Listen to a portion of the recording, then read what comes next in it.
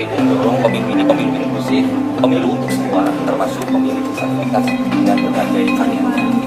Komisioner KPU Wahyu Setiawan mengatakan KPU akan tetap memasukkan pemilih tunagrahita untuk memilih pada pemilu 2019. Wahyu menambahkan, tunagrahita dinyatakan gugur dalam memilih jika ada pernyataan dokter.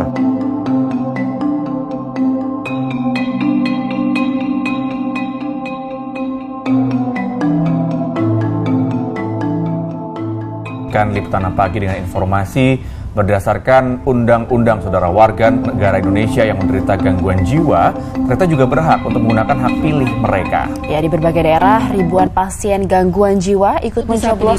Khusus disabilitas ini ada template dengan huruf braille.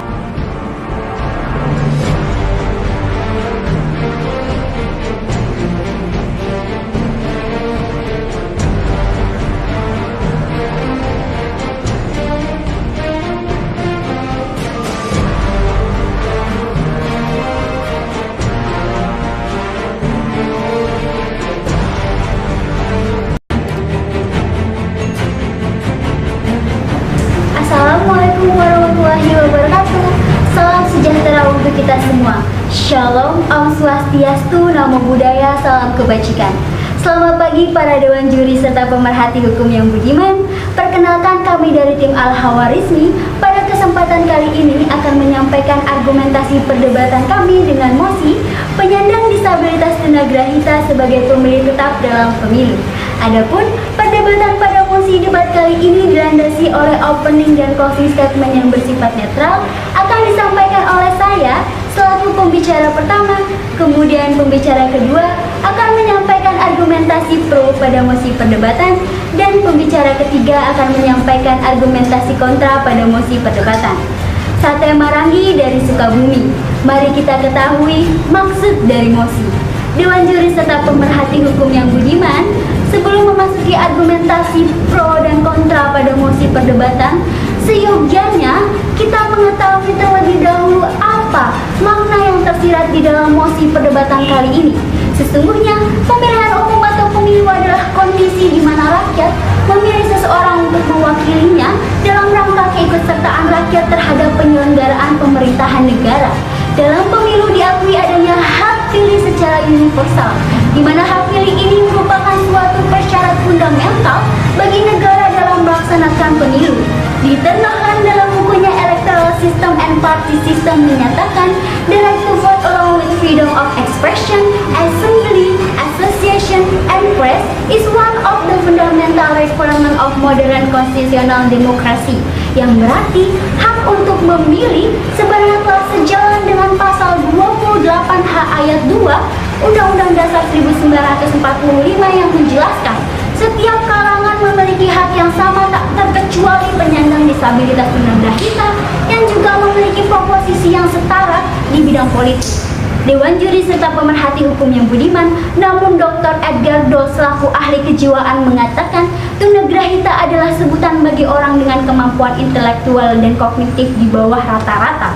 Maka dalam penerapannya, penyandang disabilitas tunagrahita dinyatakan sebagai orang yang tidak cakap hukum, apalagi dapat dijadikan pemilih tetap dalam pemilu, di mana yang dimaksud dengan pemilih tetap adalah warga negara Indonesia yang telah memenuhi syarat sebagai pemilih dan akan menggunakan hak suaranya secara tetap di tempat pemungutan suara domisili. Dewan juri serta pemerhati hukum yang budiman dengan menjadikannya tunagrahita sebagai pemilih tetap memang akan memunculkan banyak polemik dan juga menafsirkan baik dari segi pro dan kontra. Maka penanganan pemerintah sangatlah diperlukan dalam menerapkan kebijakan terkait agar kebijakan yang diterapkan mampu memberikan kemanfaatan, kepastian, dan keadilan bagi segenap rakyat Indonesia.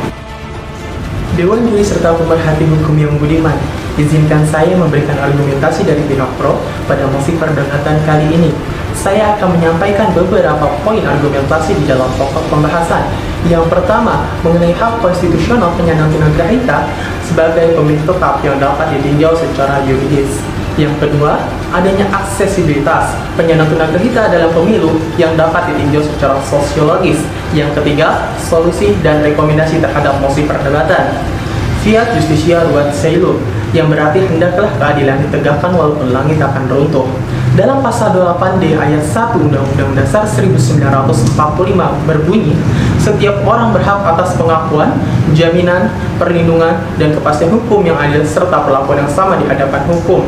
Dan dijelaskan pula dalam Undang-Undang Nomor 7 Tahun 2017 tentang Pemilihan Umum pada pasal 1 ayat 1 bahwa pemilu menjadi sarana untuk dapat memilih pemimpin yang dilaksanakan secara langsung, umum, bebas, rahasia, jujur, dan adil dalam negara Kesatuan Republik Indonesia. Dan dapat diartikan bahwa dalam hak pemilihan tersebut tidak adanya perbedaan hak antara seseorang yang memiliki keterbatasan secara fisik dan mental dengan masyarakat pada umumnya. Sehingga jika kita telaah berdasarkan data dari Komisi Pemilihan Umum pada tahun 2019, tercatat penyandang tunagrahita mencapai 332.728 jiwa, yang dimana penyandang tunagrahita tersebut masih dalam proses pendataan daftar pemilih tetap. Oleh karena itu, dengan angka yang cukup mempengaruhi dalam pemungutan suara, seyogianya Komisi Pemilihan Umum memberikan kepastian hukum untuk menjadikan penyandang tunagrahita sebagai pemilih tetap secara permanen dan hanya bukan wacana belaka. Dewan Juri serta pemerhati hukum yang budiman, dalam pemilu diharuskan adanya aksesibilitas. Menurut M. Afifuddin dalam bukunya yang berjudul Membumikan Pengawasan Pemilu, mengatakan aksesibilitas dalam pemilu adalah suatu kondisi tatkala setiap warga negara bisa menggunakan hak politiknya tanpa hambatan apapun.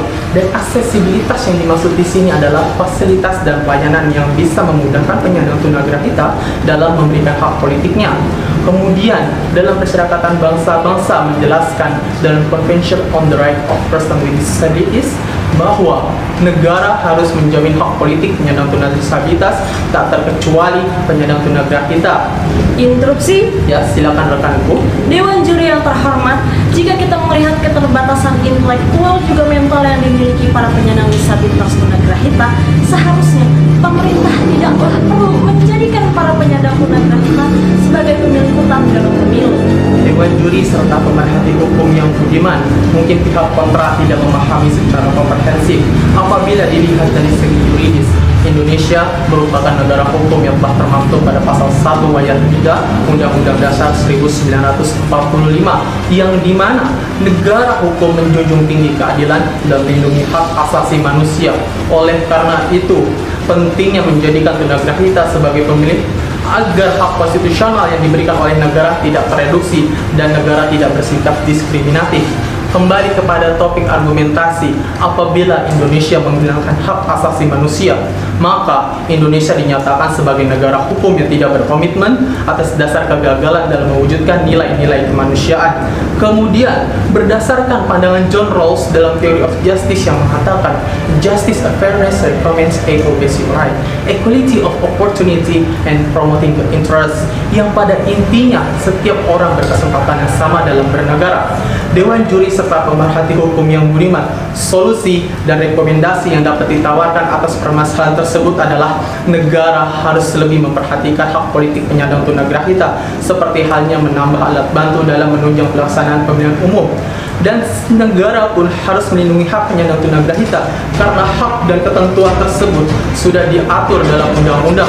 Dapat diartikan pula ketentuan yang disebut di sini adalah adanya keterangan dari psikiater dan pendampingan agar tidak terjadinya pengarahan hak pilih kepada calon tertentu dan tidak terjadinya intimidasi saat pemilihan umum. Kemudian, dengan adanya ketentuan tersebut dapat membantu para tunagrahita mendapat kepercayaan diri karena adanya keterlibatan dalam pemilihan umum. Tatkala penyandang tunagrahita akan merasa diterima dalam kehidupan bermasyarakat. Dewan Juri serta pemerhati hukum yang budiman, berdasarkan pada mosi perdebatan kali ini, izinkan saya selaku standing kontra untuk menyampaikan argumentasi perdebatan. Dan dalam argumentasi, saya akan menyampaikan beberapa poin pokok pembahasan. Yang pertama, yaitu konstitusi sebagai parameter pada mosi perdebatan sebagai landasan yuridis. Yang kedua, teori efektivitas hukum sebagai parameter landasan filosofis. Kemudian yang ketiga, solusi atau rekomendasi sebagai parameter landasan sosiologis. Vox Populi Vox Dei, suara rakyat adalah suara Tuhan. Maka perlu kita ketahui bersama, salah satu syarat untuk memiliki hak dalam pemilu adalah dalam keadaan tidak terganggu jiwa atau ingatannya. Dengan begitu, para penyandang disabilitas mental dapat dikategorikan sebagai orang yang tidak cakap menurut hukum. Hal ini dikarenakan mereka ditaruh di bawah kemampuan.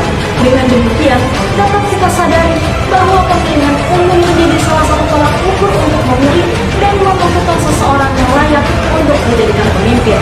Namun, jika yang melakukan pemilihan adalah orang dengan gangguan mental, dikhawatirkan jika dirinya tidak mampu memilih pemimpin yang sesuai dengan kehendak dirinya sendiri. Dijelaskan dalam pasal 4 huruf B Undang-Undang Nomor 8 Tahun 2016 tentang penyandang disabilitas. Penyandang disabilitas intelektual adalah seseorang yang mengalami gangguan karena tingkat kecerdasan di bawah rata-rata, antara lain lambat dalam belajar seperti tunagrahita. Jika pemerintah mengikut sertakan penyandang tunagrahita dalam pemilu, hanya akan menjadi problematika adanya kecurangan karena keterbatasannya dalam menganalisis juga berpikir pilihan yang akan dipilih. Dewan Juri serta pemerhati hukum yang budiman dalam teori efektivitas hukum, Anthony Old mengemukakan bahwa hukum akan menjadi efektif jika tujuan dari penerapannya dapat mencegah perbuatan yang tidak diinginkan. Secara umum, hukum yang efektif dapat membuat apa yang dirancang menjadi terwujud dalam kehidupan sosial bermasyarakat. Dengan begitu, bagaimana hukum dapat mempunyai efektivitas jika dalam kebijakan yang dibuat pemerintah perlu mengikut sertakan penyandang disabilitas tunagrahita, di mana hal tersebut dapat membuat kekacauan dalam penerapannya dan tidak terwujudnya efektivitas hukum itu sendiri. Interupsi. Silakan rekanku. Dewan Juri yang terhormat, sesuai dengan amanat konstitusi, di mana memilih dan dipilih merupakan hak semua orang, maka penyandang tunagrahita juga perlu diberikan hak yang sama sebagai pemilih tetap sehingga mendapatkan keadilan. Dewan Juri serta pemerhati hukum yang budiman, berdasarkan sanggahan dari pihak pro, terlihat adanya kekeliruan dalam pandangannya. Jika kita berbicara tentang keadilan selaras dengan pemikiran Aristoteles, di mana keadilan distributif adalah keadilan yang menuntut bahwa setiap orang mendapatkan haknya yang bersifat proporsionalitas atau sesuai dengan porsinya masing-masing, dan tidak bisa kita samaratakan begitu saja. Kembali kepada topik argumentasi berkaitan pada asas pemilu, yaitu langsung, umum, bebas, rahasia, jujur, dan adil. Jika kita analisis dengan seksama, melihat kondisi para disabilitas tunagrahita yang memiliki keterbelakangan mental, muncullah pertanyaan, bagaimana bisa tunagrahita dapat merasakan keadilan yang dimaksudkan dalam pasal tersebut? Ketika kita berbicara tentang kejujuran dalam asas tersebut, timbullah kembali pertanyaan, bagaimana para penyandang disabilitas tunagrahita mengakui kejujurannya dalam memilih? Jika kita telah secara bersama, seorang penyandang tunagrahita sebenarnya sulit memahami makna dari asas kejujuran di dalam pemilu, dikarenakan saat menggunakan hak pilihnya saja, penyandang tunagrahita masih membutuhkan bantuan dari pihak medis. Dan jika masih harus dapat bantuan dari pihak medis, akankah asas rahasia sesuai dengan ketentuan dalam pemilu dapat diterapkan? Begitu pula dengan asas bebas dalam pemilu, akankah dapat terlaksana dengan seharusnya? Perlu kita ketahui bersama Dewan Juri yang terhormat, dalam Undang-Undang Nomor 7 Tahun 2017 tentang Pemilihan Umum pada pasal 356 ayat 1, hanya penyandang disabilitas netra dan disabilitas fisiklah yang mendapatkan hak untuk menjadi pemilih dalam pemilihan umum. Adapun solusi yang dapat diberikan, seharusnya pemerintah membuat kebijakan yang lebih menguntungkan para penyandang disabilitas tunagrahita, memberikan tempat atau ruang kepada kelompok tunagrahita untuk dapat berkembang sesuai dengan kapasitas yang mereka miliki. Dalam arti, pemerintah membuat terobosan yang jelas dalam memperjuangkan hak kelompok tunagrahita, bukan hanya sibuk untuk memberikan hak pilih kepada penyandang disabilitas tunagrahita. Perlu dipertegaskan kembali, dengan tidak diikut sertakannya para penyandang disabilitas tunagrahita sebagai pemilih tetap, bukan berarti para penyandang disabilitas kehilangan haknya di hadapan hukum, karena negara sama sekali tidak mereduksi daripada hak penyandang disabilitas tunagrahita yang sudah termaktub pada pasal 28A sampai 28J tentang hak warga negara.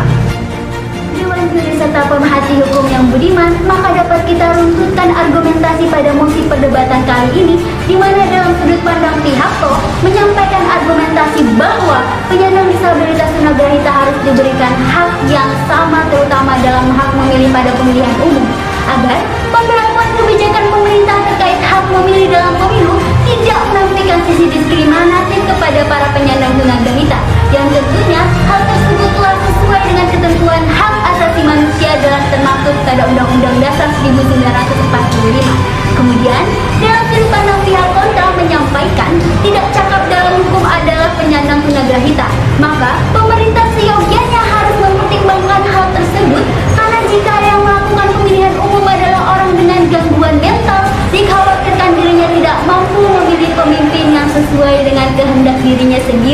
sehingga berpotensi adanya penyalahgunaan hak suara yang nantinya akan merugikan pihak lain. Terlebih jika penyandang tunagrahita membutuhkan bantuan medis saat menyalurkan hak suaranya, maka pemberlakuan asas rahasia dalam pemilu perlu dipertanyakan keabsahannya.